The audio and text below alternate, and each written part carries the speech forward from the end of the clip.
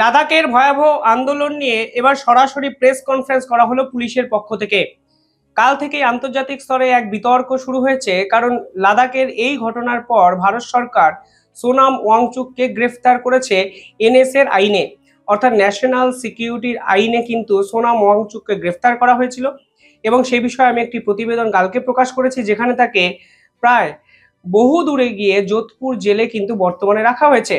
কিন্তু এই পুরো ঘটনায় কেন্দ্রীয় সরকারের স্টেটমেন্টের পাশাপাশি পুলিশের পক্ষ থেকে এই প্রথমবারের জন্য একটি প্রেস কনফারেন্স করা হলো, যেখানে পুলিশের পক্ষ থেকে লাদাখের যে ডিজিপি তিনি এমন কিছু বিস্ফোরক দাবি করেন, তাতে একটা জিনিস পরিষ্কার অন্তত হয়ে যায়, যদি পুলিশের এই দাবিগুলো সত্যি হয় তাহলে বড় মাপের আন্তর্জাতিক ষড়যন্ত্র লাদাখকে কেন্দ্র করে ভারতের বিপক্ষে হতে চলেছিল, যা কিন্তু প্রাথমিকভাবে মনে করা হচ্ছিল কিছুটা সেই দিকেই পুরো বিষয়টা যাচ্ছে।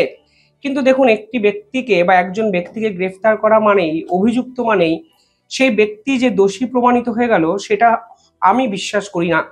ফলে এই পুরো প্রসেসটা যেহেতু আইন আদালতের বিষয়, আমি গভীরে গিয়ে এই বিষয়ে বিশ্লেষণ করব না, শুধুমাত্র পুলিশ কি বলেছে সেই বিষয়গুলো একটু আপনাদের সামনে তুলে ধরতে চাই। কারণ প্রথম থেকে আমি এই বিষয়টির দুটো ভার্সানই আপনাদের সামনে ধারাবাহিকভাবে রেখেছি।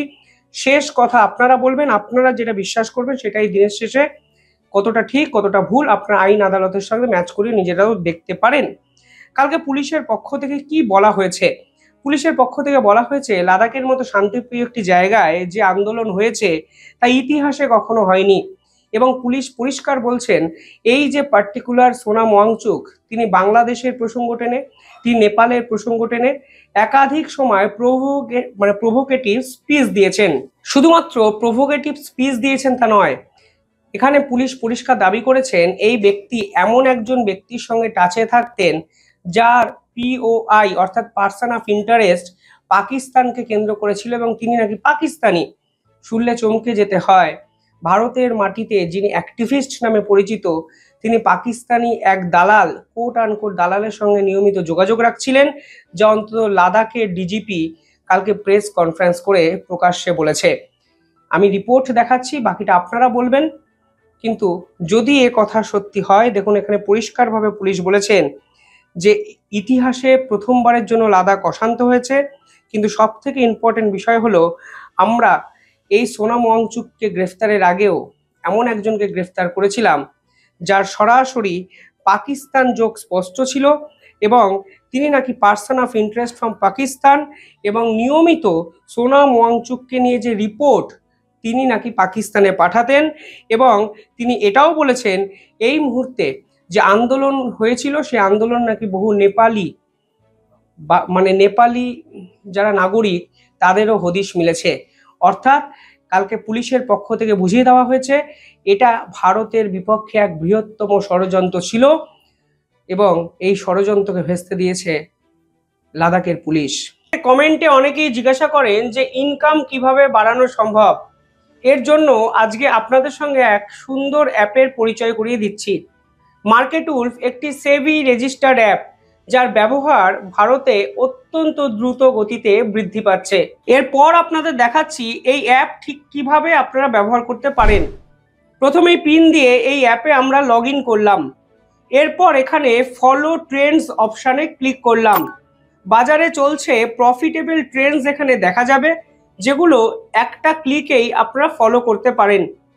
মার্কেটউলফ অ্যাপে আপনারা অত্যন্ত ছোট অ্যামাউন্ট ইনভেস্ট করে কিন্তু ট্রেডিং জার্নি শুরু করতে পারেন, যেখানে বাজারে বাকি অ্যাপগুলোতে ইনভেস্ট করতে গেলে প্রায় 3 গুণ ইনভেস্টমেন্ট প্রয়োজন হয়। এই অ্যাপের ইনবিল্ট ফিচার্স হলো স্টপ লস, যা আপনার ক্ষতি আটকায়। যদি আপনার ক্ষতি একটি নির্দিষ্ট লেভেল অবধি পৌঁছে যায়, তাহলে অটোমেটিকলি এই অ্যাপ আপনার ট্রেডিংকে কিন্তু আটকে দিতে পারে। বাজারে চলা এরকম অনেক অ্যাপের থেকে এই অ্যাপের ব্রোকারেজ ফিও কিন্তু অত্যন্ত কম। এবার দেখুন এখানে প্রফিট ট্রেন্ডস অনুযায়ী উপরের দিকে উঠতে শুরু করেছে। এবার আমি স্টপ ট্রেডে ক্লিক করলাম, এবং আমার 1306 টাকা প্রফিট বুক হয়ে গেল অত্যন্ত কম সময়ে। এই পুরো ফেসিলিটি কিন্তু আপনারা ব্যবহার করতে পারেন লাইফ টাইমের জন্য মাত্র 99 টাকা চার্জ দিয়ে। আপনারা পাশাপাশি বিভিন্ন কমোডিটিস যেমন crude oil, natural gas, gold, silver সবকিছুটি ট্রেড করতে পারেন সকাল 9টা থেকে রাত 12টা অবধি। মার্কেটুলফ অ্যাপ কিন্তু আপনাকে ফ্রিতে রেকমেন্ডেশনও দেয়। এখানে দেখুন 28 তারিখ মাত্র একদিনে 11,850 টাকা, জুনে 70,468 টাকা এবং জুলাইতে 59,696 টাকার প্রফিটও বুক হয়েছে। এই প্রফিটের উপর মার্কেটুলফ কিন্তু কোনো কমিশন নেয় না। মার্কেটুলফ অ্যাপ 2 মিলিয়নের বেশি মানুষ এখন ব্যবহার করছেন। iOS এবং অ্যান্ড্রয়েড দুটো ভার্সনেই কিন্তু এই অ্যাপকে পাওয়া যায়। তাহলে আর দেরি কেন? আমার ভিডিওর পিন কমেন্ট এবং ডেসক্রিপশানে আমি এই অ্যাপের লিঙ্ক দিয়ে দিয়েছি। আপনারা এই অ্যাপটিকে ডাউনলোড করুন এবং ট্রেডিং জার্নি শুরু করুন। পাশাপাশি পুলিশের অফিসিয়াল স্টেটমেন্ট কি বলা হয়েছে, সেখানে বলা হয়েছে Sonam Wangchuk, if you see his profile এবং history you can see that on YouTube he instigates, অর্থাৎ তার একাধিক ভাষণের কথা পুলিশের পক্ষ থেকে তোলা হয়েছে এবং সেখানে তিনি বলেছেন সোনাম ওয়াংচুক ধারাবাহিকভাবে নেপাল, বাংলাদেশ এবং শ্রীলঙ্কার সরকার বদল কিভাবে হয়েছে সে প্রসঙ্গ নিয়ে কথা বলেছেন। অর্থাৎ পুলিশ বোঝাতে চেয়েছে যে সোনাম ওয়াংচুক এই গণ অভ্যুত্থান, এই পুরো বিষয়টা প্রমোট করার চেষ্টা করেছে এবং ভারতেও গণ অভ্যুত্থান প্রয়োজন, লাদাখকে কেন্দ্র করে গণ অভ্যুত্থান আনতে হবে, এই ধরনের কথাবার্তা নাকি সোনাম ওয়াংচুক বলে পুরো বিষয়টার উস্কানি দিয়েছেন। পুলিশ পরবর্তীকালে বলেছেন যে তার একটি এজেন্ডা ছিল। এবার দেখুন সোনাম ওয়াংচুকের এজেন্ডা ছিল কি ছিল না সেটা আইন সাপেক্ষ বিষয়, আদালত এই পুরো বিষয়টা সওয়াল জবাব হবে, তারপর আমরা কনক্লুশনে যাব। কিন্তু পুলিশ দাবি করছে পার্টিকুলার সোনাম ওয়াংচুকের একটি এজেন্ডা ছিল এবং তারা বোঝাতে চেয়েছেন এই পুরো বিষয়টি ছিল ভারত বিরোধী। As far as foreign funding is concerned, a process is already going on এবং আপনারা জানেন সোনাম ওয়াংচুকের যে এনজিও সংস্থা, যে এনজিও সংস্থার মাধ্যমে বিভিন্ন দেশ থেকে ফান্ডিং আসতো, সেই এনজিও সংস্থার ফরেন ফান্ডিং নেওয়ার লাইসেন্স আপাতত ক্যান্সেল করা হয়েছে। সিবিআই তদন্ত হচ্ছে এবং সব মিলিয়ে যে কোটি কোটি টাকার আদান প্রদান হয়েছে তার উৎস কি, কোন কাজে ভারতে এত টাকা পাঠানো হয়েছিল, সত্যি কি কোনো এডুকেশনালিস্টকে এত টাকা পাঠানো হয়, এই একাধিক প্রশ্ন কাল থেকে বিভিন্ন মাধ্যমে কিন্তু উঠেছে। কিন্তু সব থেকে ইন্টারেস্টিং যে দাবি যেখানে পুলিশ করেছে, we had arrested A Pakistani POI, অর্থাৎ পাকিস্তানের এক নাগরিক, পাকিস্তানি পিওআই, পাকিস্তানের এক পার্সন অফ ইন্টারেস্টকে তারা গ্রেফতার করে পুলিশ, যিনি সোনাম ওয়াংচুকের সঙ্গে ছিলেন এবং এই পুরো বিষয়টা রিপোর্টিং করে বিদেশে পাঠাচ্ছিলেন, মানে পাকিস্তানে পাঠাচ্ছিলেন। এবং তিনি সরাসরি দাবি করেছেন যে এই যে পার্টিকুলার সেই ব্যক্তিও নাকি পাকিস্তানে ডন বা নিউজপেপার, বিভিন্ন নিউজপেপারের ইভেন্টে তার সঙ্গে গেছিল, এমনকি বাংলাদেশেও তাকে নিয়ে গেছিল। অর্থাৎ এই পুরো বিষয়টায়, অর্থাৎ লাদাখের এই অহিংসার এই ঘটনার পিছনে 3টে দেশের কথা কালকে পুলিশ কিন্তু জনসমক্ষে জানিয়েছে। একটি নেপাল, যে নেপালের নাগরিকরা গুলিবিদ্ধ হয়েছে। পুলিশ সরাসরি প্রশ্ন তুলেছে কিভাবে নেপালের নাগরিকরা প্রোটেস্টে ঢুকে গেল, যে পুলিশ নিজেদেরকে সেফগার্ড করতে যখন গুলি চালায়, যে নেপালের নাগরিকদের গায়ে কিভাবে এই আঁচটা লাগলো, গুলিটা লাগলো, সেটাই এখন সব থেকে বড় প্রশ্ন।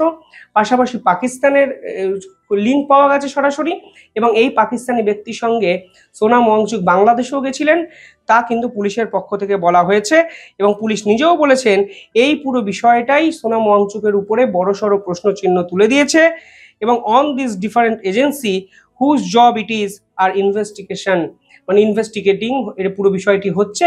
ফলে পুলিশ বোঝাতে চেয়েছে এটা কোনো সাধারণ ঘটনা নয়।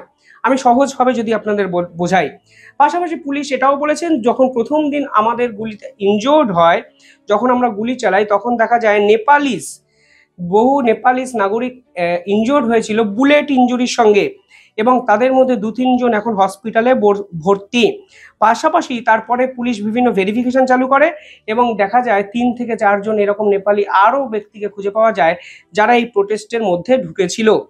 পাশাপাশি দেখুন এখানে পুলিশ আরও অনেক কথা বলেছে। আমি ইন্টারেস্টিং যে বিষয়গুলো সেগুলো আপনাদের সামনে তুলে ধরলাম, পুরোটাই তদন্ত সাপেক্ষ।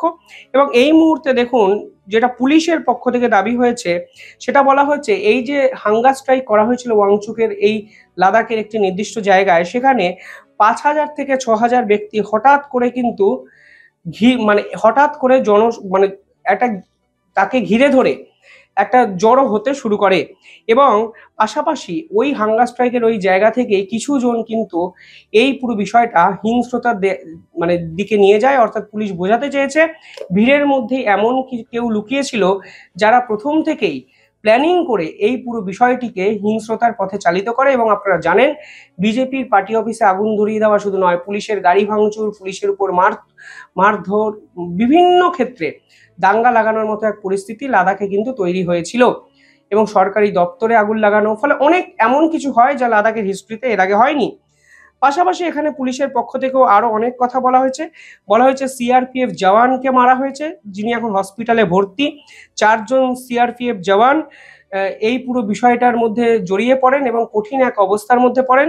এবং সব থেকে ইম্পর্টেন্ট বিষয় হলো যে এখানে 4 জন মহিলা পুলিশকেও নাকি ট্র্যাপ করা হয়েছিল এবং যে বিল্ডিং এ আগুন ধরিয়ে দেওয়া হয়েছিল সেই বিল্ডিং এ অনেক পুলিশ কর্মীও কিন্তু আটকে পড়েন।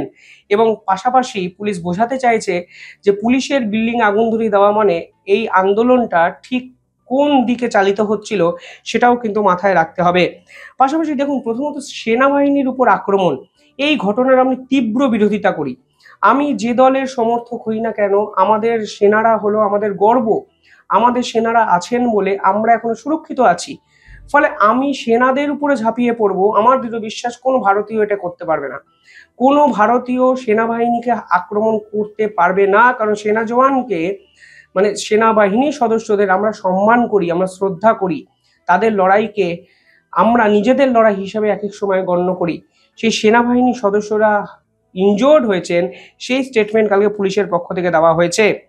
পাশাপাশি দেখুন, এখানে যে দাবিগুলো করা হয়েছিল সেখানে সেই দাবিগুলো নিয়েও কিন্তু একাধিক প্রশ্নচিহ্ন উঠেছে, কারণ বহু ক্ষেত্রে বলা হয়েছে আমাদের কেন্দ্রীয় সরকার তো 6ই অক্টোবর একটি মিটিং ডেকেছিল, ফলে এই যে সিক্স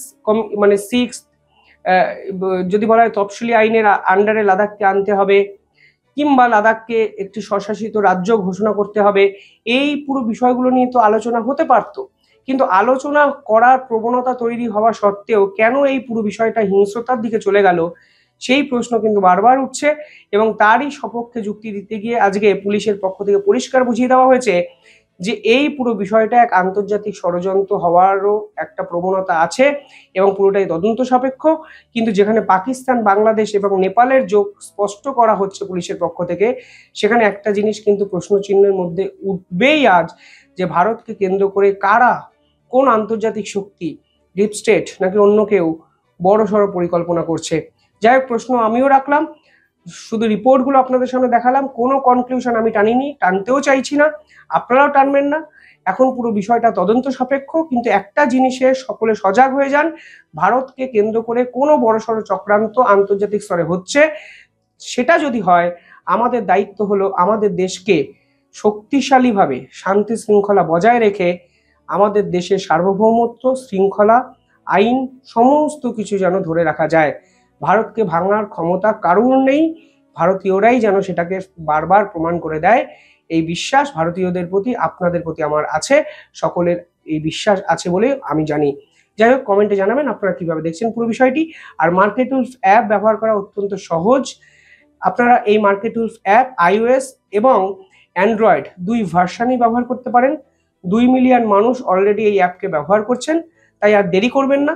আপনারা আমার পিন কমেন্টে এই অ্যাপের লিঙ্ক এবং ডেসক্রিপশন থেকে এই অ্যাপের লিঙ্ক পাবেন। এই অ্যাপ ডাউনলোড করুন এবং ট্রেডিং জার্নি শুরু করুন। দেখতে থাকুন দ্য ইন্ডিপেন্ডেন্ট বেঙ্গল। ধন্যবাদ।